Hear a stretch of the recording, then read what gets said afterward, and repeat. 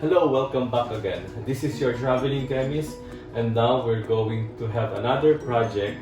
This time we're going to make lip and cheek tint formula. Our formulation,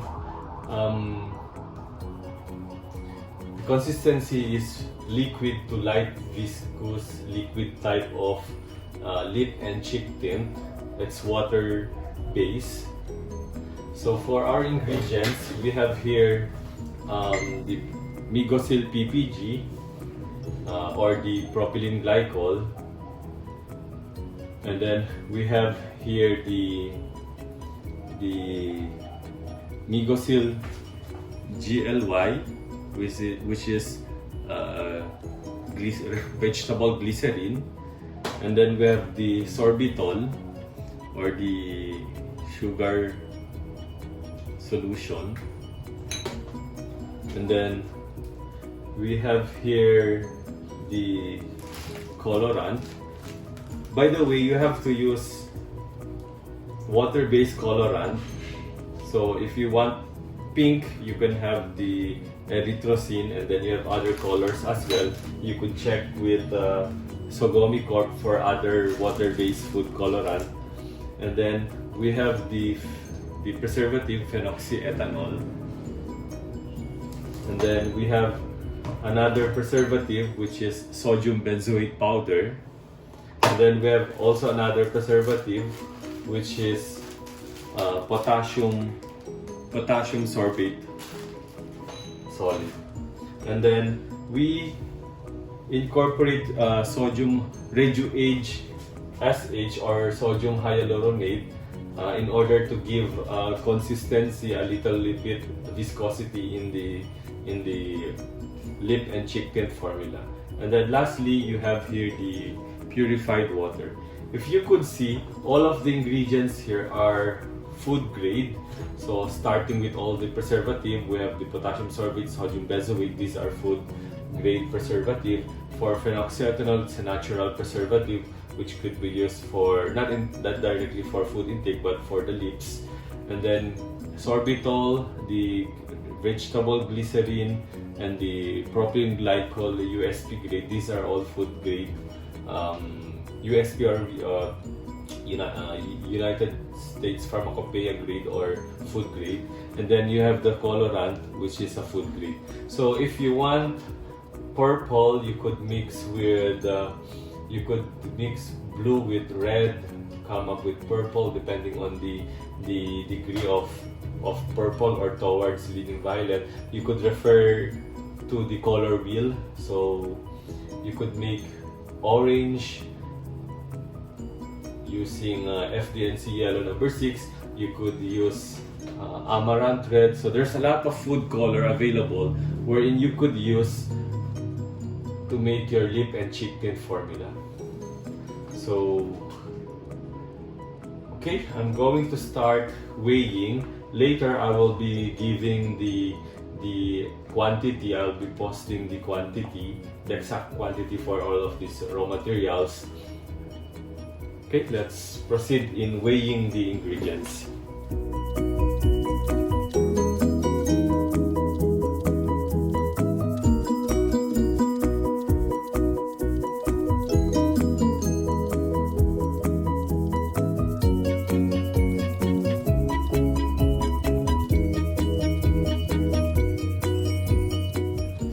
We're done weighing all the ingredients. So for the water, I have here 135.4 grams. So we're making a batch size of 200 grams. So we have here the water, which is 135.4 grams, or in total percentage it's 67.7%. And then we have here the reduage SH or the sodium hyaluronate, which is at 0.4 grams or 0.20%.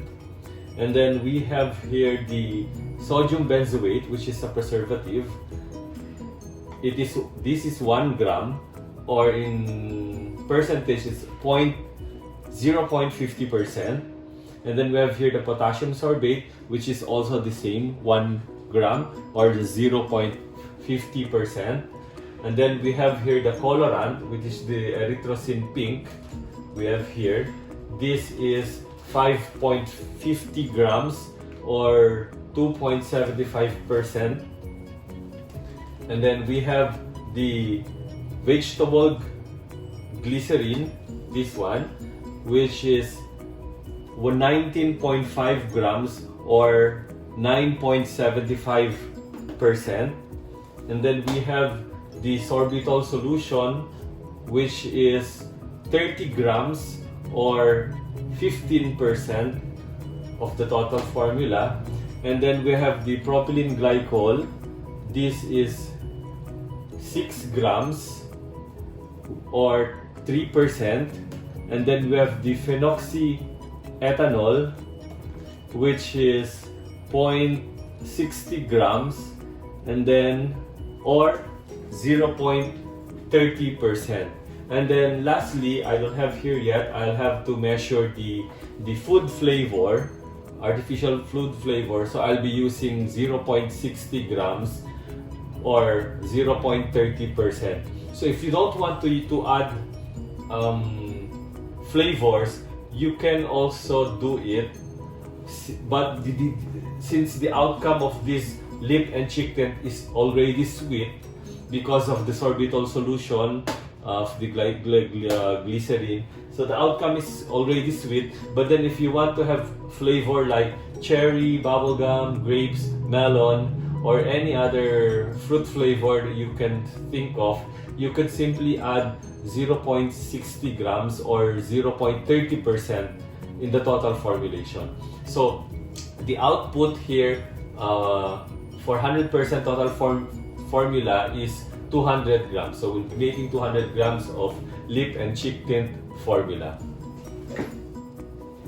For those who want to add flavors, so I have here a cherry flavor. This is artificial flavor sourced from Sogomi Corp. All of the raw materials here are obtained from Sogomi Corp. So you could simply buy from them. They do also have the Shopee, which is shopee.ph/Sogomi. It's SOGOMI, or Sierra Oscar Golf Oscar Mama India. So again, you have to use flavor. Do not use scent, fragrance oil. This has been the problem before, especially those who are hobbyists and doing their own lip tint, the DIY formulators, hobbyists, so the budding entrepreneurs, they use fragrance oil. Please don't use fragrance oil, as it will definitely irritate the lips. It's not intended for the lips. So you have to use flavor. This is a food grade artificial food flavor. This could also be used for cakes, for juices, as per the supplier. So I'll be weighing in 0.60 grams of the flavor.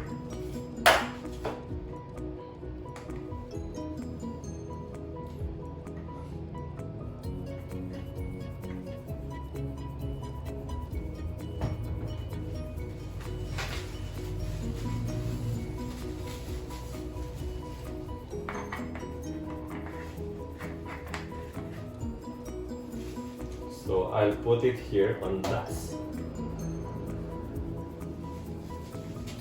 Okay, every ingredients have been weighed in. So let's proceed in mixing all of these ingredients to come up with our lip and cheek tint formula. For those who don't have this type of mixing machine, you could, for small batches, you could use stick blender. I just don't have the. You could use a stick blender, or you could use this one. The good thing with this mixer, this is also from Sogomi Corp. The good thing with this is that you can mix. You can mix 20 liters for this one. So you could also mix as low as 200 grams or even lower. So now we're going to mix. So I'll just put it here. Hopefully you could look at it. Then I have to turn this down.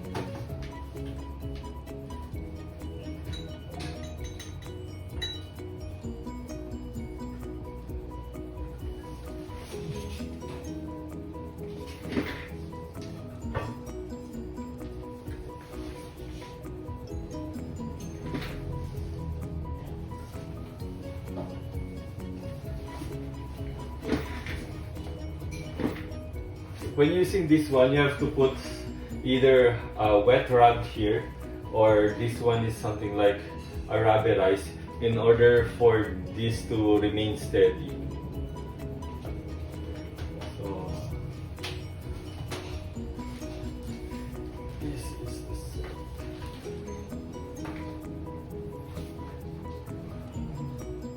Now I'm going to increase the speed.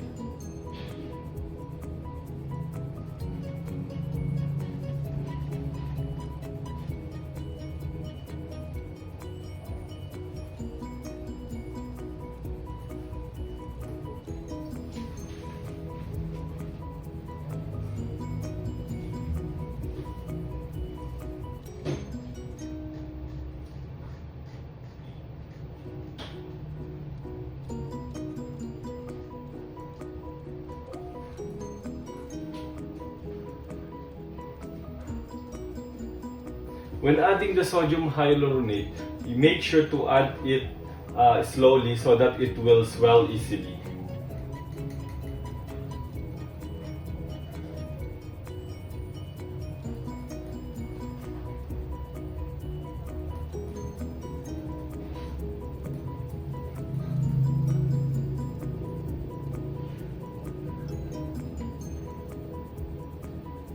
By adding it slowly, you can prevent the lump formation of the sodium hyaluronate. So I have to increase the speed.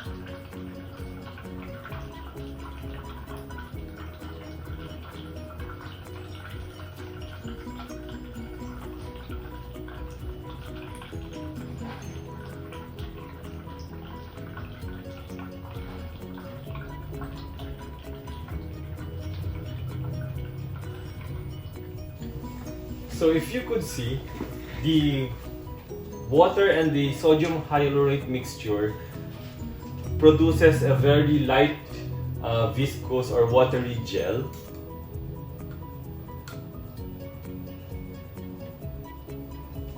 Please do not use carbomer or carbopol.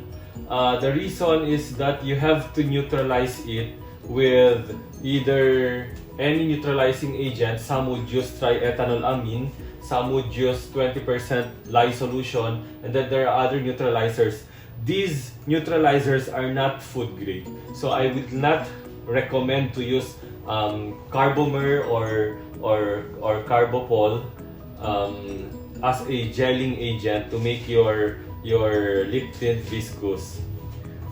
You could use hydroxyethyl cellulose, but the problem is, even if you put flavors or sweetener or the sorbitol, the outcome is something like bitter taste. Same with santan gum. So the taste is somewhat like bitter. So I don't recommend to use santan gum or hydroxyethyl cellulose. Besides, since sodium hyaluronate is also same as hyaluronic acid, it will reduces fine lines on the lips, so it will smoothen the lips. So now I will increase the speed.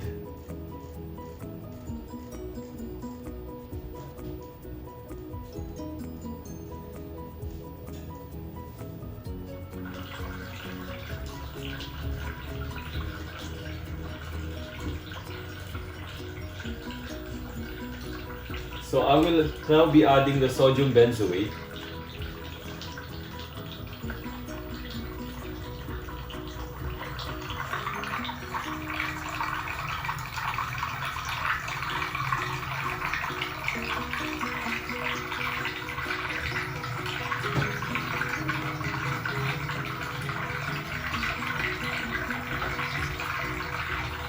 And done with that. Next, I'll be adding the potassium sorbate. Take note that all of these ingredients are water soluble except for the cherry flavor, and the phenoxyethanol is partially water soluble and partially oil soluble.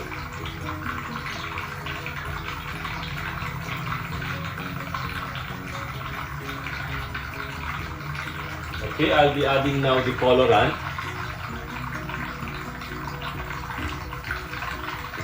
We have to take the opportunity that this is still water-based, so we'll have to add all the powder ingredients first.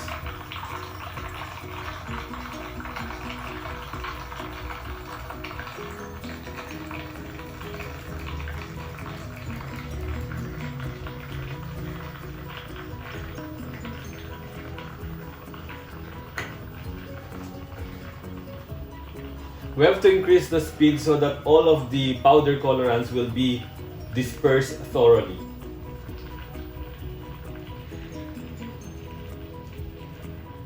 Take note that in order to have a highly pigmented lip and cheek tint, it boils down to the percentage of the powder colorant. The higher the colorant powder in your formulation, the more pigmented it is.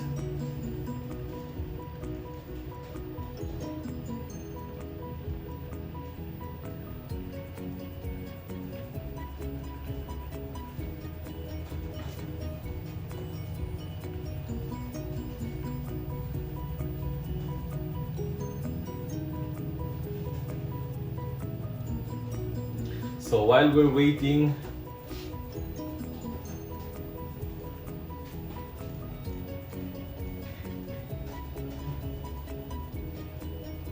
I'll be showing you the formulation that I did.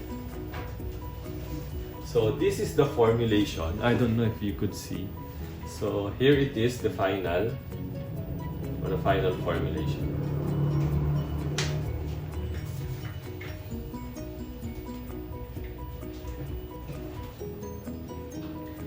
Sometimes you need to adjust this one to make sure that all the colorant have been mixed and totally dispersed.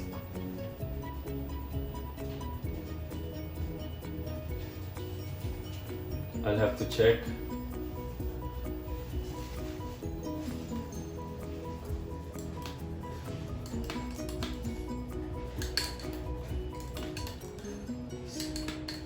So there are no more powder colorants. Every bit of the colorant powder is being dispersed. So let's proceed with the other ingredients.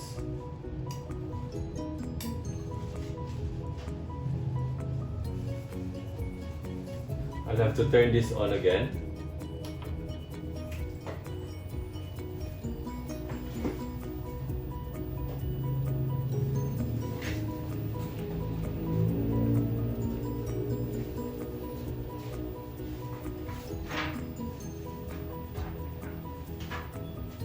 Our next ingredient will be the Migosil GLY. I'll be adding it now.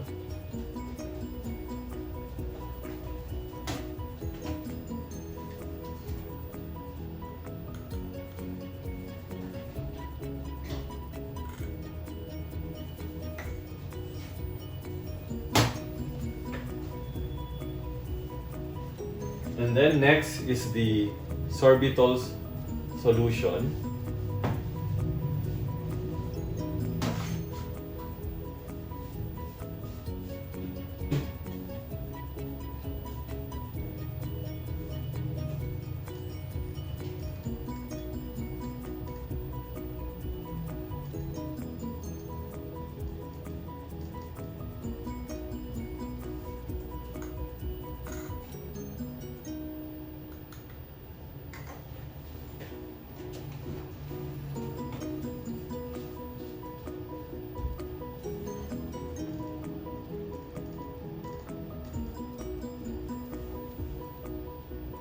I'll be reducing the speed, and then I'll be putting in next would be the Migosil PPG or the propylene glycol. Something like pink because of some powders.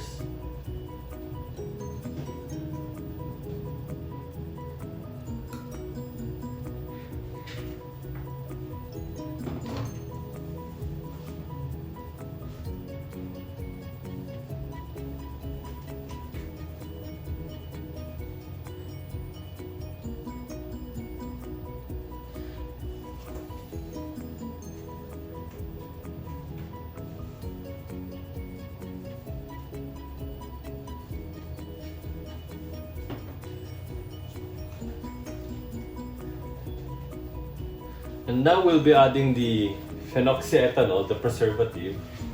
So we have to put different kinds of preservative here in order to inhibit the growth of microorganisms such as gram-positive, gram-negative bacteria.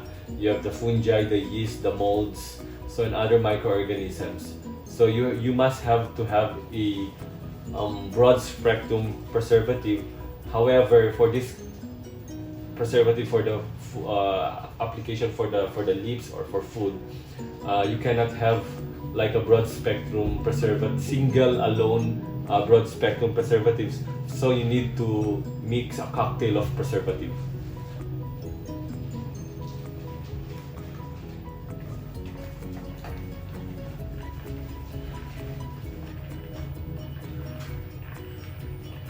And lastly, we'll be adding the flavor.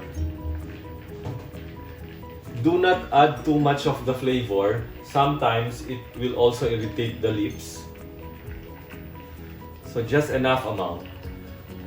You could ask your supplier what is the recommended dosage or usage rate for each of every ingredients.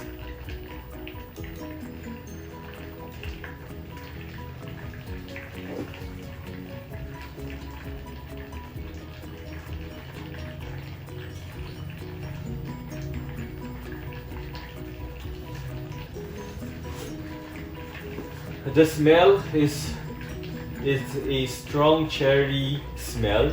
So the good thing with a artificial flavor, you get to have the two benefits, which is the smell of the particular fruit represented by the flavor, by the artificial flavor, as well as you could taste it.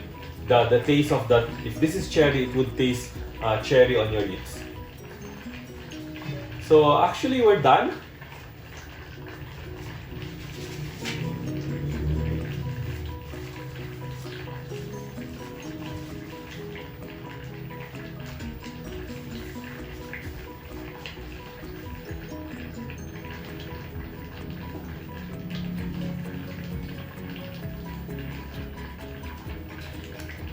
So everything is already dispersed, so I could test it.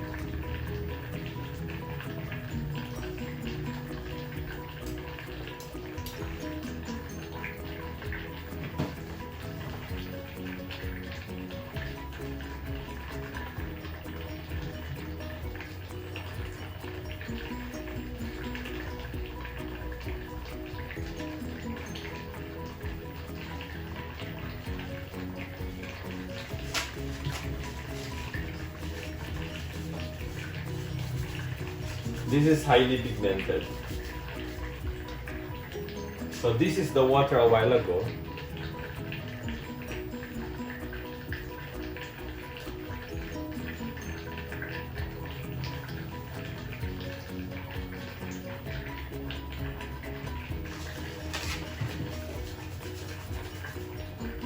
Very pigmented, highly pigmented.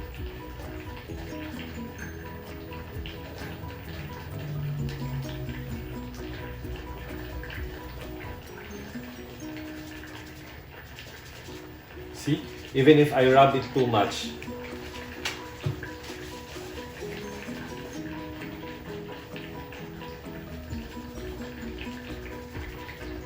very pigmented. It's already hurting my skin. Still, you could see still the traces of the color. So it's very easy to make your own lip tint formula. So for all the ingredients, you could simply ask Sogomi Corp. They do have their Facebook. You could contact them at their Facebook Messenger. You could also buy from their Shopee account, Shopee site. So everything, all of the ingredients here are readily available with Sogomi. And the thing is, they are trusted supplier. So all of the ingredients are of high quality and at reasonable price. Again, should you have questions, you could just simply make a comment on my YouTube video. Again, this is your Traveling Chemist. Thank you.